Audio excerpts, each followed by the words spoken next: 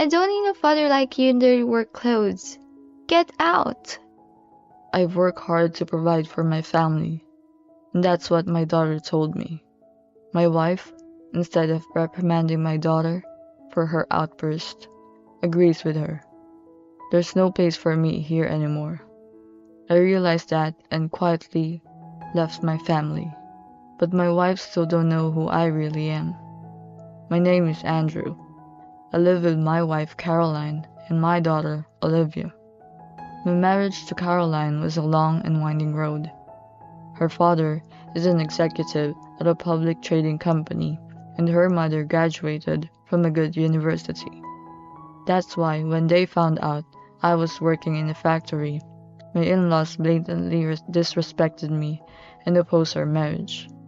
My father-in-law said, "A factory worker can't marry our daughter." Before he even heard what I had to say, he dismissed me at the door. But I didn't give up on marrying Caroline. I went to her parents' house many times. I begged Caroline's parents to listen to what I had to say, but they would continuously refuse. Then Caroline found out she was pregnant. The in-laws were furious, of course, but now that we were having a baby, I was finally able to sit down and talk to them. I'm so sorry for doing the steps in reverse, but I've wanted to marry Caroline ever since I first knocked on the door of this house. I would surely make Caroline and our baby happy. Please give us your blessing for marriage." Hearing my passionate words, my father-in-law opened his mouth. Can you make Caroline happy? "Yes, I can. I'll make sure of it." It costs money to raise a child. Are you ready for that? "Of course I am." Then I have a condition. My father-in-law's condition was that we send our child to a private university-affiliated elementary school. It cost much more than a regular public school. He couldn't possibly have that kind of ability working in a factory. That's what my father-in-law thinks. But I couldn't give up Caroline and our baby just because of that. Okay, it's a deal. My father-in-law was a little surprised when I said this. Are you serious? We're not going to pay for anything, so don't come crying to us later. At first, he was reluctant, but eventually, I was able to get Caroline's blessing to marry me. After that, I worked harder than ever to earn money for my baby's tuition. My parents offered to help pay for my education, but Caroline's parents heard my determination and allowed us to get married. I couldn't rely on my parents to help me out here. I turned down their offer and saved my own salary to pay for their education. Caroline gave birth to a daughter who we named Olivia. When I looked at Olivia's beautiful face, I didn't think that the hardships of my job were a big deal. Caroline's in-laws were also smitten with her granddaughter Olivia. They often invited her over to their house and loved her. I was working most weekends, so naturally, Caroline and Olivia were the only two people who visited my parents' house. I was too busy working on weekdays to help out with child care. That's why I was grateful that the two of them were going to my parents so that Caroline would have less trouble raising our daughter. But as our daughter grew older, Olivia's attitude toward me gradually became colder and colder. I guess this is just another form of rebellion, a daughter's distaste for her father. Or so I thought. But in hindsight, I realized now that I was wrong. Apparently, Caroline and Olivia kept hearing my in-laws bad-mouthing me a lot while they were at my parents' house. I can't believe that a man with a bottom-line job like a factory worker is Olivia's father. He is a disgrace to our family. I feel too bad for her. Caroline had defended me at first, but after hearing my in-laws complain about me every single time, she had come to believe their words. Caroline began to look down on me, and whenever she was at her parents' house, she and her parents would always talk badly about me. And of course, right next to her, Olivia would listen to her mother and grandparents. Eventually, Caroline started talking badly about me, not only at her parents' house, but also at home with Olivia. Don't marry a factory worker like your father, okay? You should find a rich man. Okay. There was no way my daughter was going to have a good impression of me under those circumstances, and Caroline was getting less and less interested in me. I'd come home late from work, and there'd be no dinner for me. I would ask her, "No dinner tonight?" and she would reply, You're working anyway, so why don't you just eat whatever you want on your way home? She doesn't even show any sign of love for me. On weekends, when I wake up, I won't see the two of them. When Caroline and Olivia come home late at night, I ask them, "Where have you been?" And Caroline would reply, "Does it matter?" On one occasion, early in the morning, Caroline was leaving the house with Olivia, carrying a suitcase. Hey, where are you going with that luggage?" I asked her in a panic, to which Caroline replied, in a matter-of-fact manner, We are all traveling together from today. My father and mother are going with us. "A trip? I've never heard of such a thing." You're working anyway, right? We've been planning this for a while. Don't you feel bad if Olivia doesn't make any family vacation memories? I guess I was never part of this vacation plan. Part of me felt sad about this, but I couldn't take time off work. "Okay, have a good time. I'll pay for your trip. Give my regards to your parents." That was all I could do. Little by little, I lost my place like this. Then one day, the decisive event occurred. I found a printout in the living room that had been left there randomly. "Father's visit? This is for Olivia's school, right?" I muttered to myself, and Olivia snatched the paper out of my hand as if to grab it. That's none of your business. What? "But it says father's visit on it." That's why I don't want the school to find out that a factory worker like you is my father. You're definitely not coming. Caroline agreed with Olivia. Yes, for Olivia's sake, you are not to show your face at school. She goes to a school where all the fathers are prominent professionals. You don't deserve to stand next to them. Wait a minute. I'm the father, remember? Why can't I go to my daughter's school? That's the craziest thing I've ever heard. I couldn't keep my mouth shut about this, and Olivia just stared at me and said, You're always in your work clothes and you're dirty. I don't want a father like that.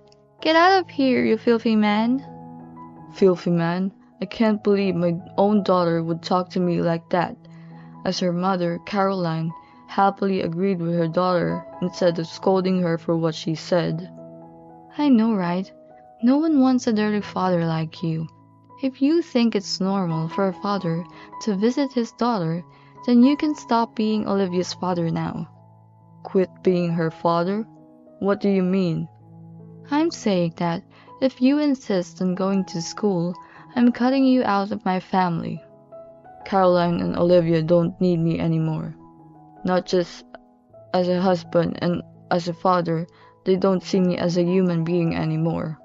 I feel like a fool for having worked so hard to provide for my family all this time. I understand. I'll cut our ties. As you wish. Caroline instantly started to get upset when I replied, trying to stifle her anger. Oh wait, are you serious? Yeah, you want me to, don't you? But then what about the money? You're still going to pay for Olivia's tuition and our living expenses, right? Caroline's only concern is money, not living with me. I was speechless with dismay, and she started ranting in a panic. Hey, you're not going to run away without paying our living expenses, are you? You're a father. You have to fulfill your role as a parent. You don't want to have such a dirty father, right?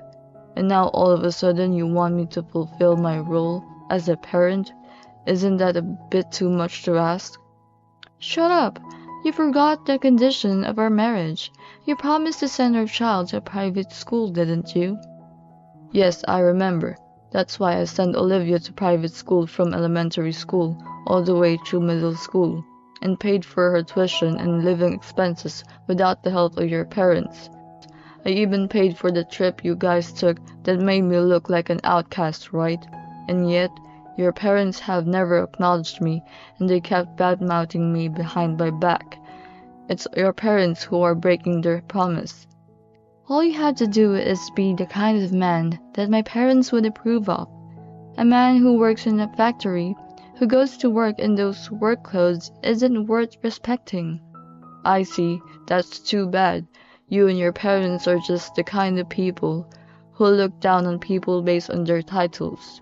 And the fact that you've allowed that mindset to seep into Olivia's life is a terrible, terrible influence. Don't be stupid. A dirty father like you is a much worse influence. Caroline and I had a falling out. No matter how much we talked, we're not the same couple anymore. We don't have the same values. Okay, well, if you're gonna go that far, we're gonna have to get a divorce. Olivia looked worried when she heard the word divorce. I said to her, "Don't worry. I know I said that, but I'm still your father even after the divorce. I'll still pay for your tuition." Thank you. Olivia thanked me quietly. Caroline coldly tells Olivia, Olivia, you don't have to thank him. It's a matter of course. So as long as you pay us, there's no problem. Now get the hell out of here. I did as Caroline said, packed my bags, and left the house. Then Caroline sent me a document with the detailed terms.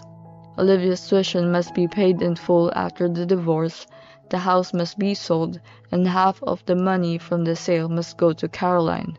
I agreed to all of Caroline's conditions and started looking for a new house. I had no intention of going back to that house. Olivia told me thank you when I told her I would pay for school. She'd been influenced by Caroline and her grandparents, but she was really a good-hearted girl. But there's nothing I can do for her now. The least I could do was to continue pay her tuition as before. Caroline and Olivia have decided to move out of their home and stay with Caroline's parents. It was a relief to know that Olivia would have a place to live, but it was heartbreaking to think that she would have to deal with the negative influence of her grandparents every day. I eventually moved to a place closer to work. Caroline was adamant about me not seeing Olivia, so I was left on my own. All I had left was my job, and I threw myself into it more than ever.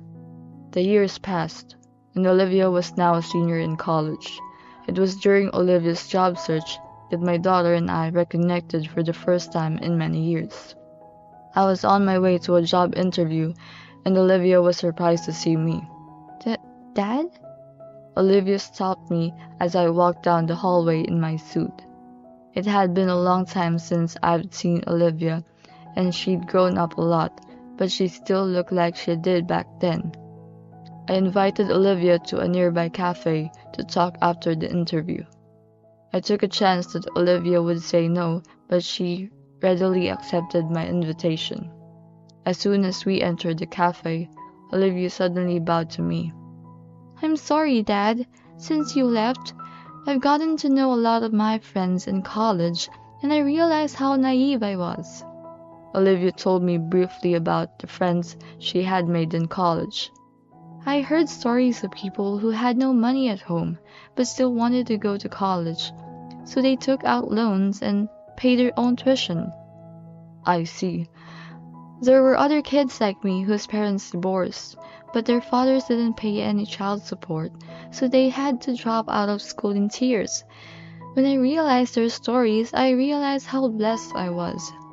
I finally realized that I am the person I am today because you have been supporting me all these years. Olivia said that she listened to stories from the outside world. She finally realized that her mother and grandparents were entrenched in their own prejudices. When she pointed this out to Caroline and her family, they said that Olivia's words didn't resonate with them at all. She wanted to thank me someday and apologize for the horrible words she had thrown at me. But Caroline wouldn't allow Olivia to contact me, and she was adamant about not sharing my contact information with Olivia.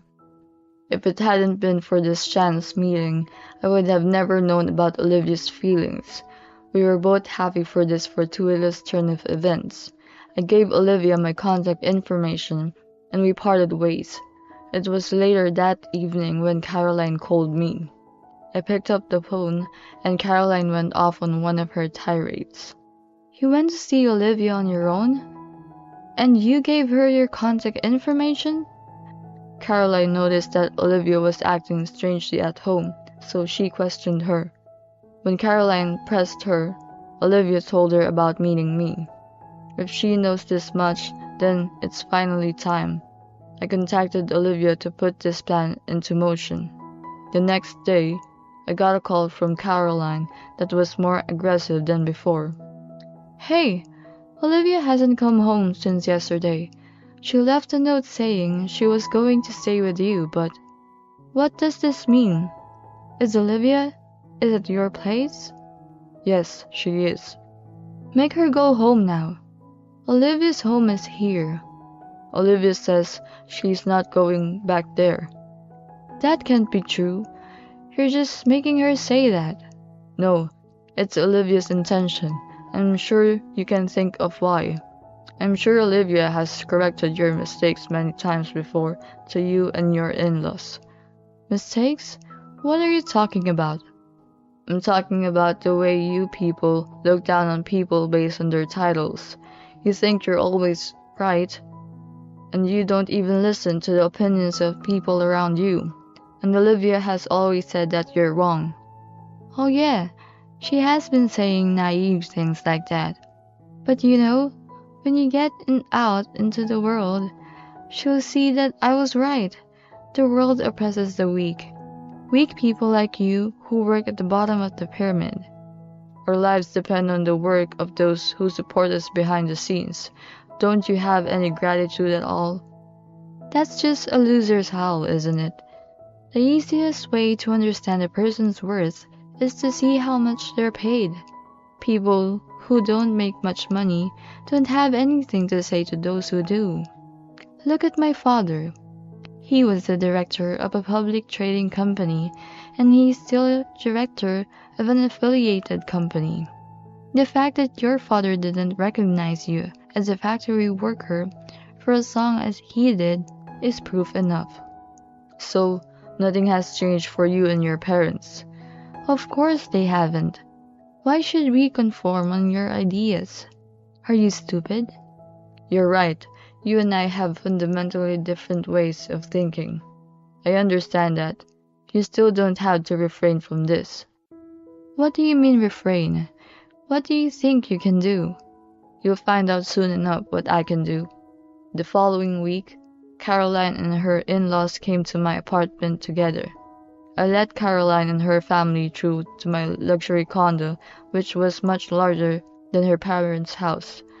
They looked at the spacious living room, widened their eyes, they bowed their heads and apologized to me. "I'm sorry for everything we've done." Caroline also speaks in a very gentle and appealing tone. "I didn't know you were the president of a company related to my father's. Why didn't you tell us about that? Why did you tell us you were working at a factory?" "Even before you and I got married, it was already decided that I would eventually take over that company. But I wanted to know more about the shop floor before I took over. That's why I worked at the factory for a few years, just like the people on the factory floor. I didn't tell you guys the truth because I wanted you to see me for who I am, not what I do." "No way." You and your parents couldn't understand that the factory workers are the ones who support the company. We can't have someone like that on board of directors for our company. Hearing this, my father-in-law rushed to intervene. Wait. That's a misunderstanding. I never intended. What did you intend then? You looked down on me as a factory worker, and you kept bad-mouthing me to Caroline and Olivia at every opportunity. I despise people who measure their worth by their profession. It's bad for my daughter Olivia. I've had to put up with it because you've been taking care of Olivia for so long. Now that I have my daughter back, I don't have to put up with you. I was convinced that I had made the right decision for the good of the company by removing my father-in-law from his position. Caroline hung onto me and said, Andrew, I'm so sorry. I'll stay here with you. Olivia and I will live together again, and the three of us will be happy. What? Was there ever a time when the three of us lived together on good terms? Think back. You've always taken Olivia from me and made me an outcast. I don't have a single good memory of my marriage with you. But don't you feel bad for Olivia? You're the one to talk. You're the one who's been bad-mouthing me to Olivia. You're the one who tore our father-daughter relationship apart. Olivia has regretted that her whole adult life. Because of you, Olivia has suffered from guilt towards me all her life. But... Shut up. Get the hell out of here. I never want to see your face again.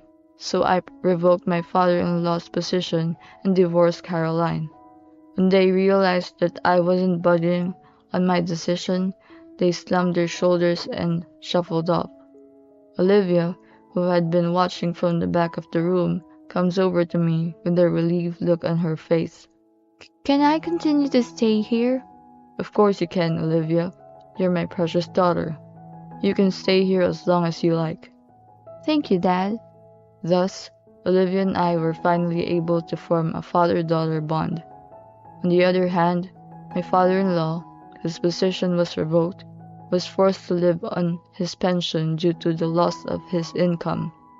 With his pension, he could no longer afford the luxuries he had previously enjoyed, so he began working part-time as a janitor. Caroline, too, has been sent to a part-time job, which she is not used to, after having lived at home with her parents for so long. I wondered what Caroline would think if she were to hear her father's words now. I'm sure they now realize how foolish they were to think that way they did. But no amount of remorse will bring back the years that tore me and my daughter apart. I will never forgive Caroline and my in-laws. I'm going to make up for what they did to my daughter.